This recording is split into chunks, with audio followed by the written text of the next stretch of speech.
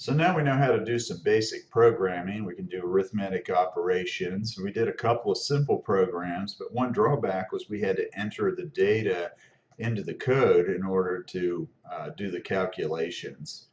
And so it makes a lot of sense to be able to get data from outside of the program. And we're going to cover that now. We're going to use the scanner in Java to get user input. So I'm going to go ahead and create a NetBeans project, new project, Java application. And then it already remembers my CP1 working drive where I'm putting all the presentations for these videos. So I'll give the project a name, and that'll be the new folder. And I'm going to call this one Scanner. And then I'll hit, oh, and again, don't want the main class, so I've unchecked that. Click Finish. And I'll go to my source package, go to the default package, right click, and tell it to create a new Java main class. Again, if you don't see this, go down through Other, Java, and then you'll see the Java main class over here. But since I've been using NetBeans recently, it remembers. Okay, the name of my main class is going to be Scanner. And I'll call it Scanner Demo. And that'll create a file called scannerdemo.java, which is right here. Let's go ahead and get rid of our output screen. And I'm also going to go ahead and shrink this because I don't really need it during the programming. I'll get rid of this template thing too, as I have before. And here, let's make this Tom Wolf and tom.wolf@uc.edu. Okay. So basically we want to do input now, and let's just create a simple program which will double a value that the user gives us. Okay, so double a numeric value provided by the user. And we'll go ahead and write our pseudocode out for our entire program before we write any Java, and that'll all be in comments. So that's what my program is going to do. The first step will be to prompt the user to enter a numeric value. And then the next step will be to input the value from the user. And then the final part will be, not final actually, whoops, don't believe input has an E on the end there. And the next part will be compute the double value.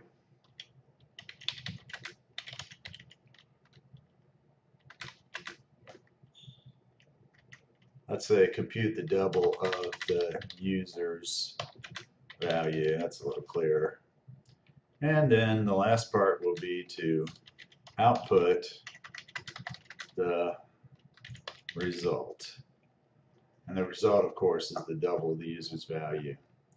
So I know when we first start out, it seems like this is really trivial. I could have just written the program without doing the outline. It's really important not to do that. Get in the habit of writing the outline out. Later on, when we start to add processing to handle bad user input and things like that, this will get more complicated. So you want to start right at the beginning with using the pseudocode as a tool to get your code correct and to be able to work efficiently. Okay? So let's go ahead and look at this. So really this first comment is what my program does. I'm going to go ahead and move that.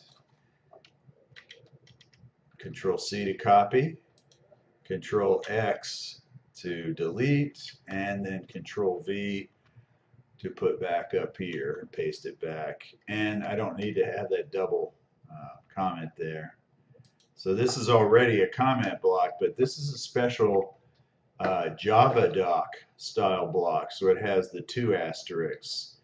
So if we have just a slash star and then a star slash at the end, that's called a multi-line comment. But if you have the extra asterisk here, that makes it a JavaDoc, and the documentation system will extract that into a kind of report that creates a nice physical documentation of the program. So you can see here we also have another JavaDoc comment block. Okay, so first we're going to prompt the user for numeric value. And we know how to do this with system out print and system out print line. We've been using print line, and the difference is that print line prints a new line character and it moves the cursor down to the next line. If you're going to get input from the user, it's a little cleaner if you don't do that, if you just use print. So system out print, and then enter the number to be doubled, and I'll put a colon and I'll put a space because I want the space before the number. So the user is going to enter the number on the very same line as the prompt. So you should always do a prompt anytime you get input from the user, because that tells them what you're expecting. If I didn't put the prompt in, the user would be looking at a blank line, a blinking cursor, and wouldn't know what to do. Okay. Now, to create the scanner to do the input, we have to set it up. So we're going to go back and do that now. And again, I want to put all my variables up here at the top. So maybe I should stop for a moment, look at my pseudocode, and figure out what kind of variables I need. So I'm going to need a value that the user enters. And we should think about what type that should be. So if we're going to let the user double any number, we should probably make that a double. So double, and then user value would be fine. And I can go ahead and set that to 0, although Java actually does that for me. But it's a good habit to get into, to always initialize your variables. And some languages don't do that. So it turns out that when I declare a numeric variable in Java, it does set it to 0 if I don't specify. And also, I'm not sure if I showed you before, but you can declare this part and initialize this part in one statement. So this not only declares user value and sets aside a location in memory, it goes ahead and puts 0 in that location. All right. Now, so the user value is what we're going to input, and then we also need to create a scanner object, and basically this you just have to remember how to do this. So this is going to be scanner, the name of my scanner, which is a lot of times people use in. So scanner in equals new scanner, and then in parentheses we have to have system.in. Okay, and then over here we'll go ahead and hit the semicolon. Now that line is correct, but now we added a little bit more complexity to Java. Java is composed of a series of classes, and so one of those classes is called scanner. And if a class is in a package called java.lang, then you don't have to import it. But if you want to get a class from another package, you have to import the package. So what's going on here is NetBeans is telling me, hey, I don't recognize scanner.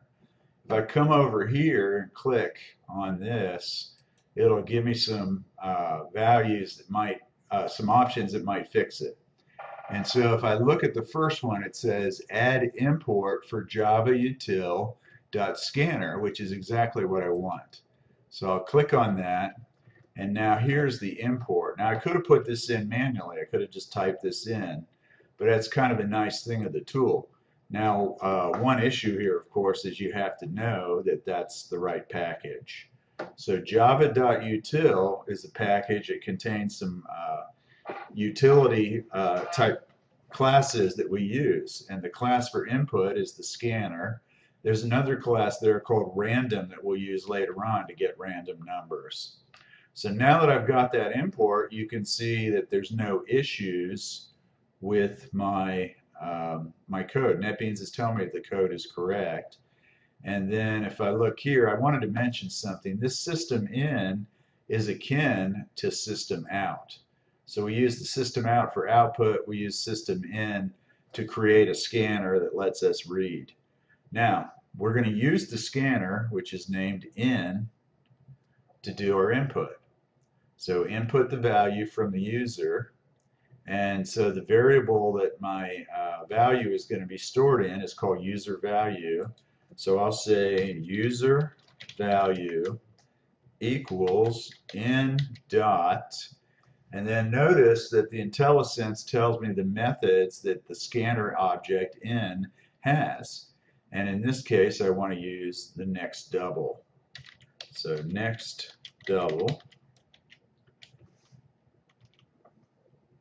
And there we go. Okay? And then now I didn't go through and finish my variable. So now as I look at this, I realize, oh, I need to have a variable to store the result. And so if I have a double and I double it, I mean make it twice as large, it'll also be a double, right?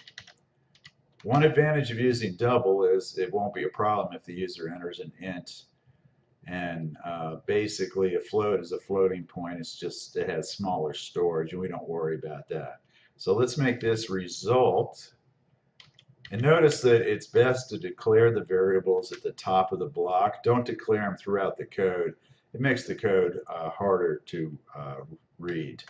And again, I'll go ahead and set this to 0. You might have noticed for readability that whenever I type one of these operators, I always put a space on either side.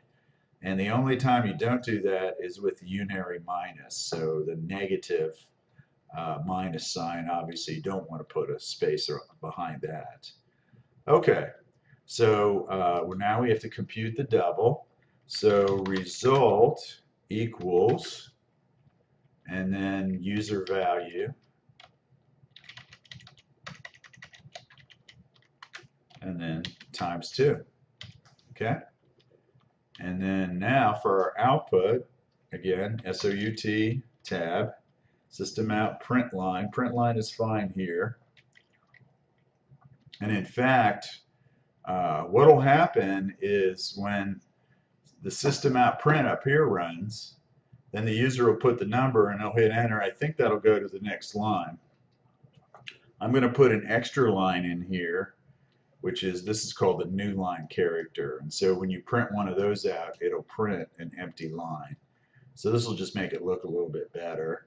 And then I'll say the result of doubling is, and again I want to put a space so it's clean, and then I'll add plus, and then result. Oops. There we go. Okay. So let's go ahead and try our program. We can refine it from here, and I'll talk a little bit more as we go about this, this function that we're using. So I'm going to run the program, hit OK.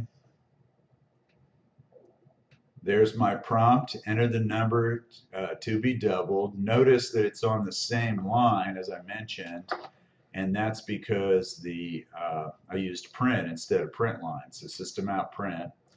So let's go ahead and do 15.5. Okay, so I am putting a floating point number in.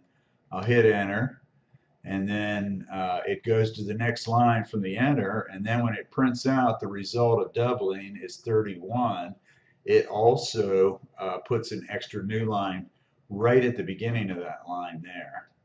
So if I hadn't put that in, it would be on the very next line. And it looks a little clearer here having it on a separate line. That's why I did that.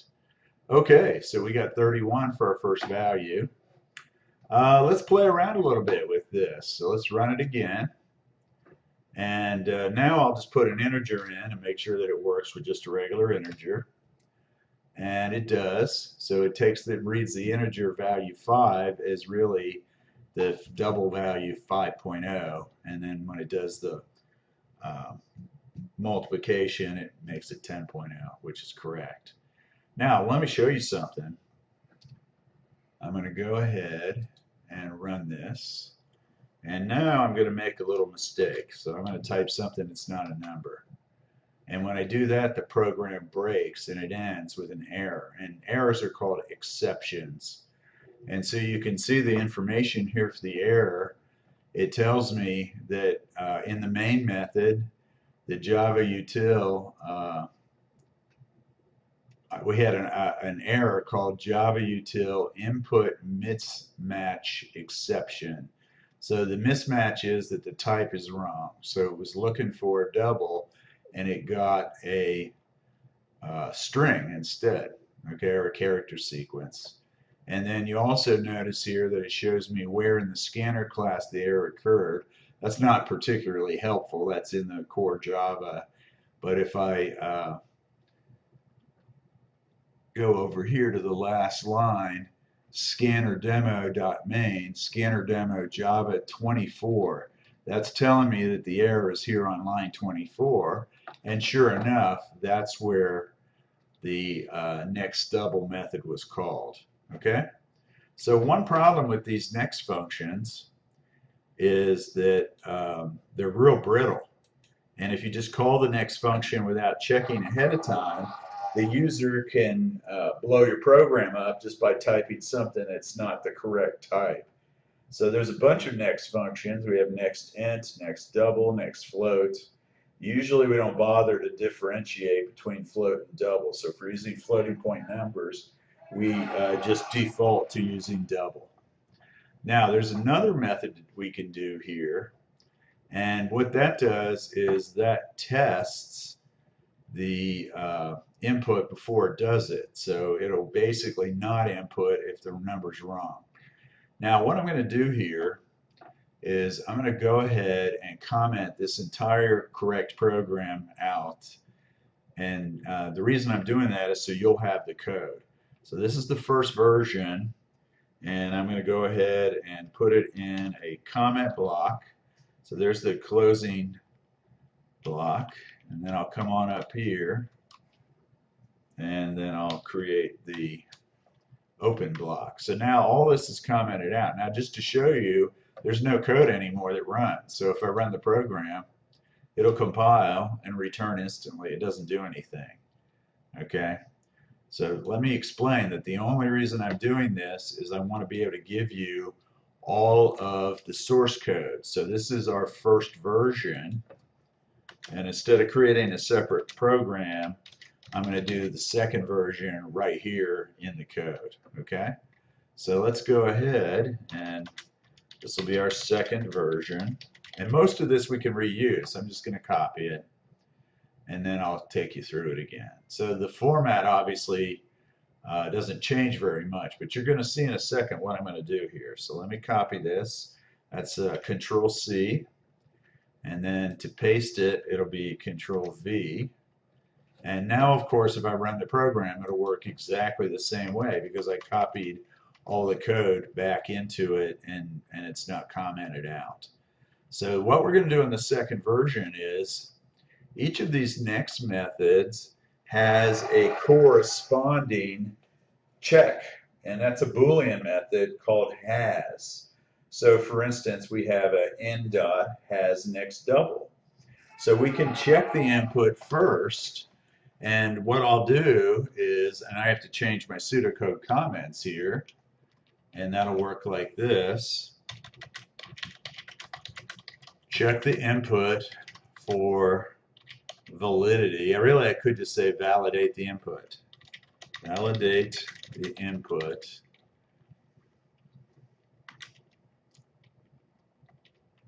And only process if correct. So we're going to have an if then else block. And the first part of the if block will say, is the input correct? So let's do that now. If, and then in parentheses, whoops, sorry. I was thinking of a different language there. Here we go. If, and then m dot, and see how it has the has next? We want the has next double. And so if the has next double is correct, if it's true, then that means it's safe to go ahead and read in the value. So basically, if we have the next double, all this code that I've already written should execute. So that's all going to be in the if block. All right. Now let me show you a cool NetBeans trick, and many editors have this. If you select a block and then just tap the tab key, it'll indent it. If you hold the shift and tab, it'll outdent. So this is an easy way. There's really no excuse not to format your code and have it properly indented. You absolutely have to do that to make the code readable, and you need to be able to read your own code, not just the people you work with. You have to read your own code too. So this if block now will safely work, and if the user types some trash, it's not a number, not a double, it won't work. So what we have to do now is put a output that tells the user what happened when they make a mistake. So SOUT tab, whoops, and then you must enter a valid number, try again. And here in this context, try again means run the program again. Later on, we'll see how I can just have the program loop and repeat the input until the user gives me a valid number. Okay, we're not going to do that yet because we haven't learned how to do a while loop. We need a while loop for that. So this is really not a whole lot different than our first version. We have our two variables still. We set up the scanner. We print the prompt. But now, after the user types in, we check to see if they gave us valid input. And then we go ahead. If they didn't give us valid input, now instead, we're going to print out a message and tell them, hey, try again, got to do it right. All right, so let's run our program. So there's my prompt again, and first I'll try it with good input. It's very important when you test a program that you test in a reasonable way. So here I really have two conditions. I got good input that's a number. I have bad input that's not a number. So I'm going to try both of those. So again, I'm going to try 15.5. And there it works. The program stops. Now I'm going to run the program again. And this time I'll put some trash characters, which aren't a number. And then you must enter a valid number, try again. So I just tested my program and both results worked. Later on, you'll see that another form of validation is to make sure that a value is in range. So here, any number was okay. But for instance, if I wanted the user to tell me what month of the year they were born, then only the values between 1 and 12 would be okay. And so they could give me a number like 45, and it would be a number, but it would not be in range. So that's a different level of checking we do. We always have to check and make sure they gave us a number. Then we have to check and see if the number's in range, if we have a range for the input. In this case, any number is okay, so it was all right to just check to see if we got a number. Okay, as I mentioned, I commented this out so you could see the two versions. So again, the first version doesn't do the check, and so it's breakable, and the user can break it. The second version has the check, and so it's not. And so when we create a program that the user can't tear up by doing bad entry, we call that bulletproofing. And as you get into your assignments, I'll require you to make sure that they are bulletproofed. Basically, any kind of standard work that you do in the, for a workplace situation, the code should be bulletproofed. Okay, I hope you're enjoying this. Let's go ahead and end this, and we'll go on with some more stuff here in a minute.